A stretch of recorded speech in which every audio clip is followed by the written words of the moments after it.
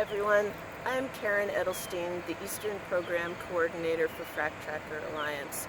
I'm standing here in Dresden, New York, not far from the shores of Seneca Lake, in front of the Greenwich generating plant. This plant, which was once coal burning as a power plant, was converted to gas in around 2017, but because it was really inefficient and could not turn a profit, it shut down. It was reimagined as a cryptocurrency mining operation only a couple of years ago, and since then, close to 8,000 heat-generating, energy-consuming computers have been installed here where Bitcoin mining is going on 24/7. As you may have heard, Bitcoin's value has been wildly volatile, fluctuating up to 100% in a matter of days. Nevertheless, some people have made a lot of money investing in Bitcoin. But at what cost? Bitcoin is traded electronically, and in order to validate and track transactions and win a coin, the company uses a strategy called proof of work to solve what amount to math problems. This requires a lot of computers and consumes a lot of energy, adding additional CO2 to the atmosphere. The amount of energy used by Bitcoin is equivalent to the energy use of entire countries like Argentina or Sweden. Facilities like Greenwich, because they are able to make so much money, can now use their own on-site, inefficient power sources to run their computers. Also, this plant is legally permitted to dump 108-degree cooling water directly into a nearby trout stream, up to 134 million gallons a day. And then that water flows into beautiful Seneca Lake. And the plant is still covered by an air quality permit that was designed for a much more modest operation. While New York State has fairly aggressive climate targets, this mining operation and hundreds like it around the world are carbon consumers that are pushing our essential climate goals in the wrong direction. But here's the rub. What's going on at the Greenwich facility is simply a microcosm of what's happening all over the U.S. and could potentially be coming to your community and springing up in your backyard. FracTracker has mapped these retired power plants that could very easily be repurposed as cryptocurrency mining operations contributing to climate chaos. If you like the work that we've done, consider making a donation to FracTracker.org. We'd appreciate your support. We'll see you at our next stop.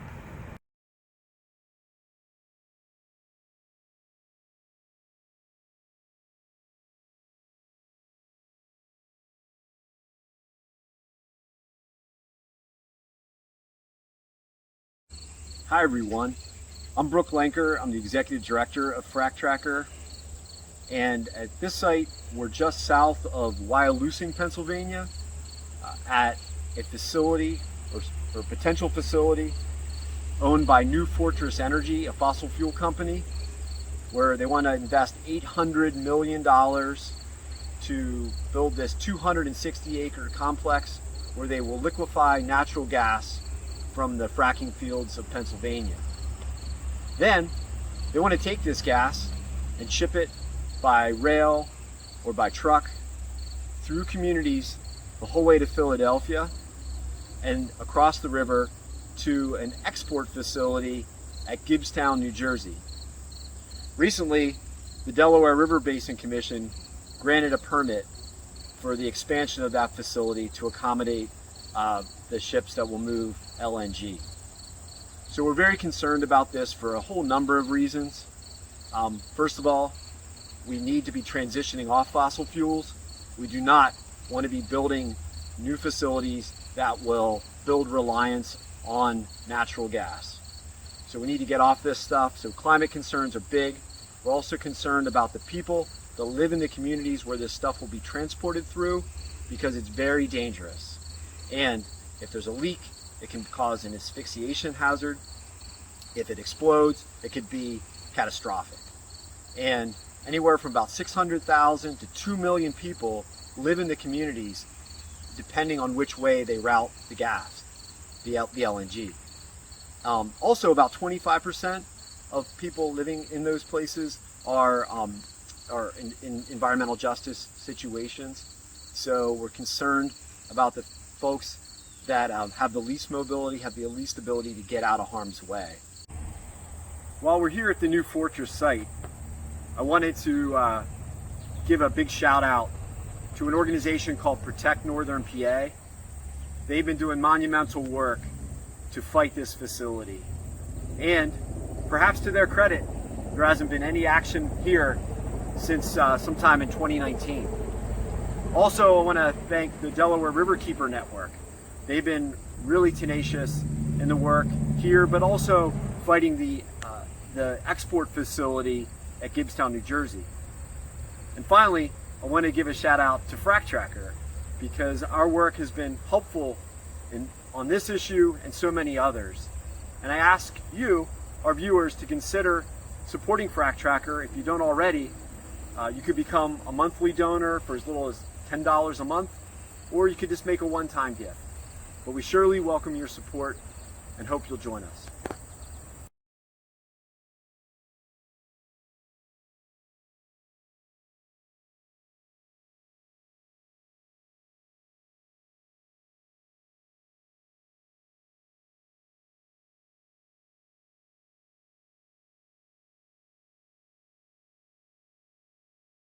Hi again.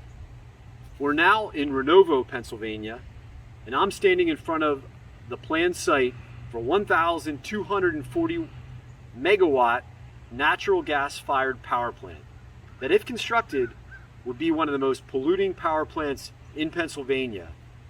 It would contribute carbon dioxide, nitrogen oxides, particulate matter, and volatile organics, in addition to the health hazard that it could pose to the over 1,300 residents within a half mile of the facility. It also could have a huge climate impact. And we just heard about the IPCC report that talked about how we desperately need to move off fossil fuels to combat climate change, and we can't have any more facilities like this being built. In fact, they all need to go offline as fast as possible. In addition to this large polluting facility, it would have to be fed by a new pipeline that in part would go across state forest lands nearby. I also want to call attention to two key organizations helping to fight this power plant. There's Renovo Residents for a Healthy Environment, and also our friends at Clean Air Council based in Philadelphia. Both these organizations are raising awareness of the public about this facility, pushing state agencies to do more to stop it. So FracTracker has done some mapping to support this campaign to fight the power plant. And if you like the kind of work we do and know about the difference it makes in some of these campaigns, please consider making a donation to FracTracker. We really appreciate your support.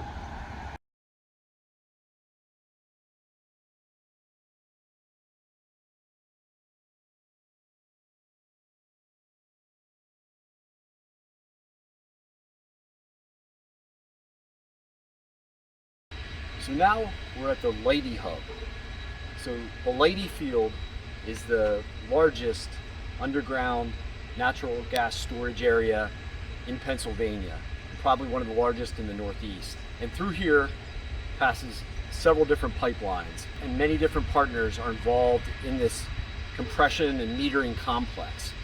So we have Dominion and Spectra, we have National Fuel, Enbridge, many big names in the oil and gas industry.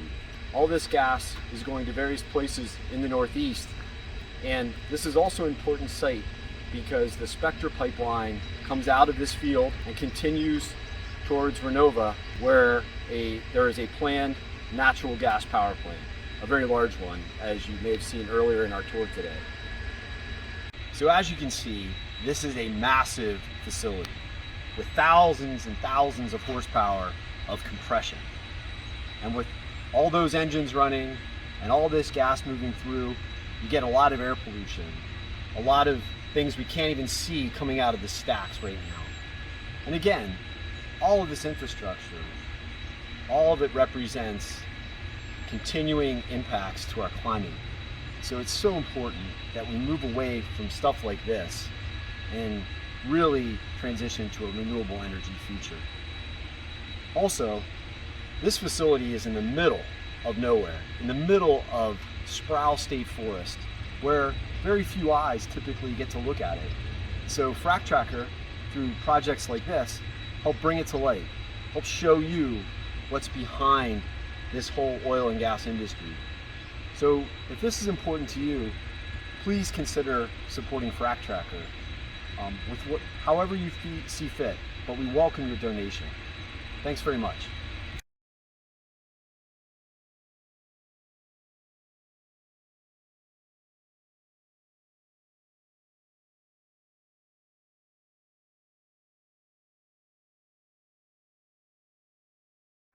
Our last stop today is here in the Allegheny National Forest, just south of the city of Bradford. This is an abandoned well.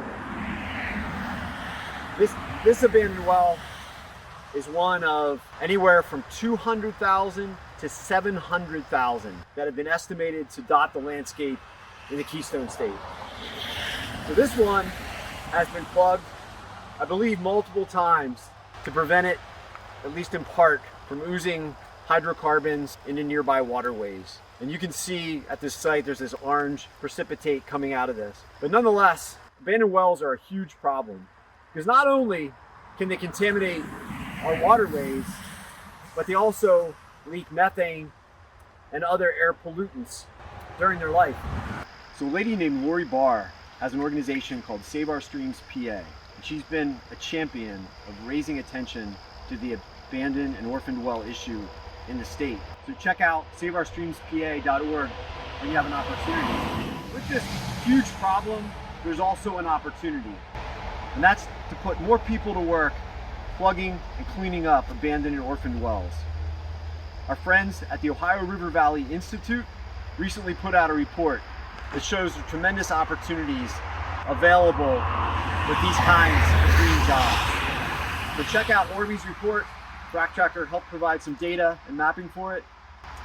And what a great way to end our day, to talk about a positive opportunity that can come out of this big mess that oil and gas development makes of this state and the whole country in many cases. So here we are.